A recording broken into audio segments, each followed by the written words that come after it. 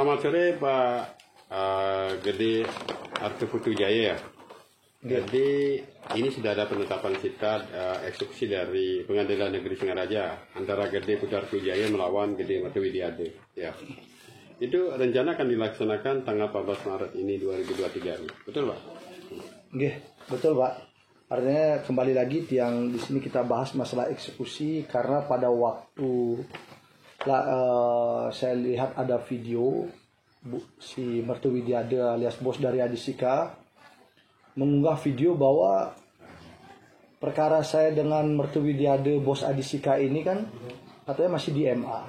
Nah itu perlu kami luruskan agar tidak menjadi polemik dan tidak menjadi perseteruan yang tanpa dasar berbicara yang PH-nya adalah Budi Hartawan. Perkara saya dengan Budi Hartawan, Martowidiade yang pengacaranya Budi Hartawan ini sebenarnya sudah ingkrah dari tahun 2021. Penetapan yang sudah berkekuatan hukum tetap. Di mana Pengadilan Negeri Singaraja itu harus menjalankan proses lanjutan yaitu ke arah sita. Nah, kebetulan kami juga sudah mendapatkan surat sita eksekusi dan penetapannya sudah ada. Mungkin nanti kita lihatkan penetapannya, surat penetapan sudah ada dan ini kita akan tanggal 14 Maret kita akan melakukan proses sita eksekusi di kantor Kepala Desa Sambangan yang lokasinya ada di Sambangan. Jadi kami memohon kepada pihak lawan kami yaitu Martowidiade untuk mengikhlaskan untuk mengikuti apa yang menjadi putusan pengadilan. Kami mohon kepada Budi Hartawan, pengacaranya Martowidiade untuk mengikuti. Jangan sampai mengeluarkan statement yang tidak ada dasarnya alias kebohongan yang terus dimediakan. Itu akan menjadi seorang pengacara harusnya membuat argumentasi hukum yang sesuai dengan fakta. Di mana faktanya adalah perkara saya dengan Martowidiade sudah ingkrah. Nah kembali lagi kebetulan tanggal 3 kemarin kami mendapatkan perlawanan yaitu Derden Verset. Ini kami jelaskan juga dan kepada Pengadilan Negeri Singaraja ini sangat penting juga karena Budi Hartawan melakukan perlawanan di mana sudah pernah Martowidiade ini sudah melakukan Derden Verset di perkara nomor 573. Nah 573 itu dan hasilnya itu ditolak oleh Pengadilan Negeri Singaraja. Nah di sini ini udah jelas sudah ditolak oleh Pengadilan Negeri Singaraja. Jadi apa yang menjadi perkara perlawanan eksekusi ini sudah nebis in idem. Dengan penggugatnya sama juga, lokusnya sama. Jadi perkara ini tidak bisa ujuk-ujuk lagi dilawan. Berarti artinya Budi Hartawan itu melawan penetapan amar putusan dari Mahkamah Agung yang sudah ingkrah. Itu yang perlu kami jelaskan pada kesempatan ini. Nah, sebelum melebar nih Pak Jero nih. Penetapan sita eksekusi ini kan ada sudah bernomor ya, nomor 12 PDT eksekusi 2021 PN Singaraja JO ya.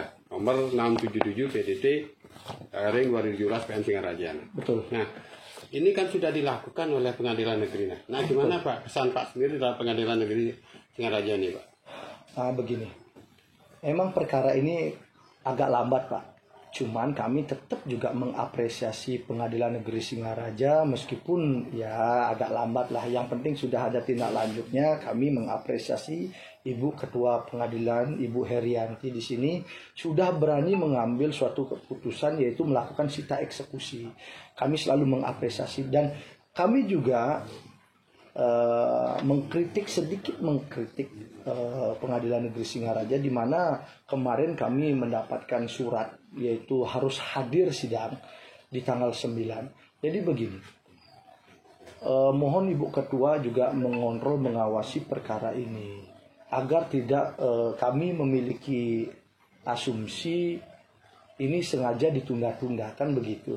Karena pendaftaran tanggal 1 perlawanan Derden Versetnya yang mungkin lebih jelasnya nanti Ibu Ketua juga mengontrol semua perkara saya ini masalah eksekusi ini agar tidak menjadi argumentasi yang mungkin menjurus ke hal yang bersifat negatif. Karena apa? pihak lawan kami sengaja membuat suatu serangan-serangan yang memang tidak mendasar di sini. Nah, itu lebih mungkin kami sudah serahkan ke Pengadilan Negeri Singaraja, dan kami mengapresiasi meskipun agak lambat, tapi kami mengapresiasi. Dan ada yang perlu ditanyakan, Pak, karena di sini saya sangat kalau saya bilang sangat tidak terima dengan perlakuan pengacara Budi Hartawan, mungkin saya adalah salah satu korban, Pak. Perlu saya jelaskan di sini.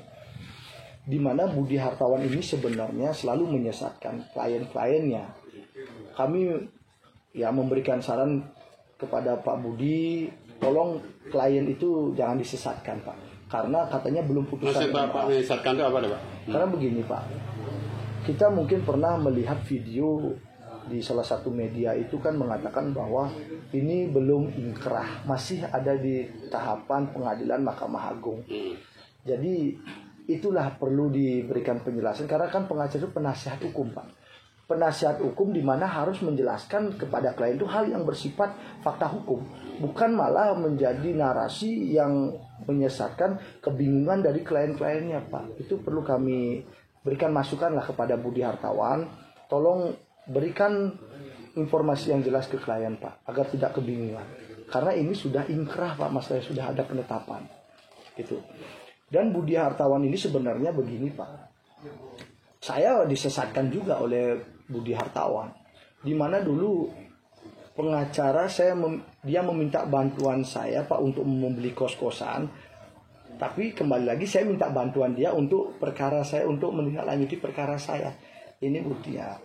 Surat kuasanya di sini Law Office Budi Hartawan.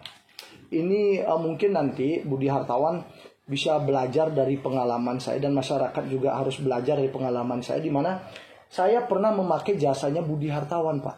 Ini Gede Putu Arke Wijaya, surat kuasa nomor 24 LO BH 6 2020. Kasus apa deh, Pak?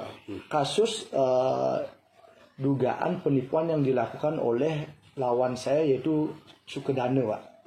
Jadi saya memakai jasanya Budi Hartawan dengan Komang Sujaya, tetapi Pak, ujug-ujug perkara saya tidak diselesaikan, malah dia membela lawan saya.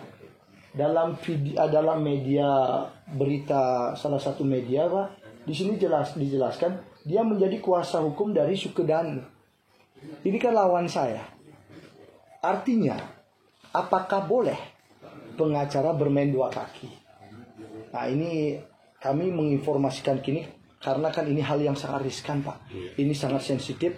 Kami memohon kepada DPV Ferrari, siapapun yang melihat video ini, untuk menyikapi hal yang kami jelaskan sekarang faktanya. Budi Hartawan adalah pengacara saya. Dia mengambil operasional, tetapi malah dia membela lawan saya, Pak. Ini perkara yang sama. Dalam perkara yang sama. Perkara yang sama. Jadi ini pengkhianat namanya. Kalau saya kan masyarakat bodoh, Pak. Dia berbicara pinter. Biasa pengacara kan biasa berbicara pinter, membolak-balikkan fakta, itu udah biasa. Tapi kenyataannya ini fakta, Pak. Kalau Budi Hartawan tidak terima, saya menantang untuk laporkan saya. Karena sudah jelas, Pak, saya korban, Pak. Saya menguasakan kepada dia malah membela lawan saya. Nah, itu catatan penting. Jadi Pak Budi, tolong sikapi saya korban Anda. Kemudian lagi Pak, kasus Pak nantinya yang terjadi penetapan sidang eksekusi kembali, Pak, ada Pak. Yeah. Tadi Pak mengatakan bahwa Pak digugat kembali atas eksekusi ini, Pak, itu. Ya, itu kan itulah artinya Budi Hartawan sebelum menggugat banyak-banyak belajarlah Budi Hartawan. Saya saja orang yang tidak paham hukum ya harus belajar. Saya kan perlu belajar juga dari pengalaman ini. Ketika perkara yang sudah berkekuatan hukum tetap itu, dia ingin melawan proses eksekusi, artinya dia melawan putusan negara, Pak, pemerintah. Itu memalukan sebenarnya, tapi ya itu hak mereka. Tetapi Pengadilan Negeri Singaraja harus menyikapi ini. Tidak boleh ujug-ujug sudah pernah ditolak, malah lagi mengajukan gugatan. Disinilah kami meminta kepada Ibu Ketua Pengadilan yang sangat kami apresiasi, di mana proses ini harus dilaksanakan tanggal 14 ini. Jadi tidak usah diundur-undur lagi, karena ini akan menjadi bom waktu. ini kinerja dari Pengadilan Negeri Singaraja harus tegas. Jangan sampai ada kepentingan. Nah, kepentingan kita kan mengacu pada proses penetapan yang sudah dilakukan oleh Pengadilan Negeri Singaraja, Pak. Ada yang lain disampaikan, Pak? Ada, Pak. Jadi begini, banyak perkara yang dipegang oleh klien-kliennya Budi Hartawan ini supaya tidak membuat kisruh sebenarnya, Pak. Budi Hartawan lah kunci utama untuk memberikan pemahaman hukum kepada klien-kliennya. Karena klien-kliennya ini kebanyakan adalah orang yang menipu saya. Orang yang berkepentingan, dia takut membayar. Contoh saja Haji Alpan ini kan, itu contoh kecil. Haji Alpan yang mengambil uang saya, tetapi dengan Budi Hartawan, mungkin Budi Hartawan ini mungkin saja, dugaan saya sering memainkan kasus, Pak. Buktinya saja, pelaporan atas klien-klien dia kepada saya itu kan sudah tidak terbukti. Nah, jangan sampai seorang pengacara melakukan tindakan seperti ini. Jadi mencoreng nama, banyak pengacara yang baik, banyak, Pak. Kami juga didukung oleh pengacara-pengacara yang baik. Cuma terkhusus kepada Budi Hartawan, yang paling sensitif adalah dia main dua kaki, Pak. Itu kan dalam kasus yang sama ya. Dalam kasus sama. Terus itu kan gimana kasusnya jadinya? Pak dimenangkan jadinya, Pak? Artinya kita akan gugat, Pak. Kita akan gugat karena saya juga kebingungan kan. Kalau tidak ada media ini mungkin saya nggak tahu dia bermain dua kaki. Berarti segala rahasia saya ya diinformasikan kepada lawan saya kan begitu. Makanya ini kan sensitif sekali. Terus ini kan belum dicabut, Pak. Saya belum mencabut dia. Terus dia operasional saya dimakan oleh dia dong. Dia makan uang saya, dia bela lagi lawan saya. Mungkin lawan saya kan pengusaha mebel. Pengusaha mebel yang notabene uangnya mungkin lebih banyak dari saya. Tapi uang saya ini kwitansinya jelas, Pak. Ini kwitansinya. Dia belum bayar pembelian tanah saya. Sebenarnya lagi 280 juta. Kenapa Budi Hartawan membela lawan saya? Itu perlu dipertanyakan juga, begitu. Saran terakhir, apa yang saran, Pak? Ya, saran saya begini, kepada aparat penegak hukum di wilayah Buleleng, tolong sikapi apa yang menjadi video saya. Yang menjadi kebenaran, yang menjadi fakta hukum, silakan tindak lanjut sesuai dengan aturan yang berlaku, Pak. Saya tidak mengintervensi. Saya membuat video ini supaya terang benderang, ini merupakan suatu perasaan saya di mana saya juga perlu keadilan, Pak. Apalagi banyak masyarakat juga yang akan saya kawal untuk keadilan, Pak, memperoleh keadilan. Jadi tugas aparat penegak hukum lah yang bertugas untuk menegakkan keadilan itu, kan begitu. Nah, terus ada kabar baik juga masalah pengancaman, Pak. Pengancaman yang diduga otaknya adalah Budi Hartawan ini. Jadi tadi Pak Komang Putri Yase itu menginformasikan kepada saya hari Selasa ini akan diberikan SP2HP, Pak. Jadi sudah ada perkembangan atas kasusnya Komang Putri Yase meskipun agak lambat. Nah, kembali lagi catatannya meskipun agak lambat, tetapi tadi saya ditelepon bahwa akan diberikan SP2HP oleh penyidik unit 1. Ya saya sangat mengapresiasi. Inilah yang saya mau, penegakan hukum yang secara profesional. Lanjutkan perkara itu meskipun agak lambat tetapi secara profesional. Hanya itu mungkin yang bisa saya sampaikan kepada tim media Balijani. Suksema atas selalu mengkonfirmasi apapun isu-isu yang ada di masyarakat. Saya sangat mengapresiasi media Balijani dan media-media lain. Terima kasih. Suksema, saya Jero Arke. Om Shanti Shanti Shanti Om.